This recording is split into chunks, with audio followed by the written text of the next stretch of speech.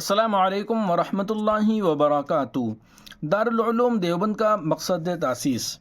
دارالعلوم دیوبند کا قیام مسلمانوں میں دینی تعلیم کی اشاعت کے لیے عمل میں آیا، لیکن اس کی پوری تاریخ پر نظر ڈالی جائے تو سمجھ میں آتا ہے کہ دارالعلوم صرف ایک مدرسہ ہی نہیں تھا بلکہ دین اسلام کی حفاظت کا ایک مضبوط قلعہ بھی تھا۔ دارالعلوم دیوبند کی تاسیس کے اصل مقصد پر شیخ الہند حضرت مولانا محمود الحسن صاحب دیوبندی رحمۃ اللہ علیہ کے اس ارشاد سے بخوبی روشنی پڑتی ہے، جسے ان کے شاگرد مولانا مناظر احسن گیلانی رحمۃ اللہ علیہ نے نقل کیا ہے۔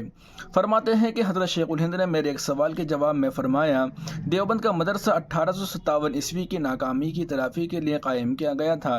تعلیم و تعلم، درس و تدریس جن کا مقصد اور نصب العین ہے، میں ان کی راہ میں مزاحم نہیں ہوں، لیکن خود اپنے لیے تو اسی راہ کا انتخاب کیا ہے جس کے لیے نظام میرے نزدیک حضرت الاستاذ مولانا محمد قاسم نانوتوی رحمۃ اللہ علیہ نے قائم کیا تھا۔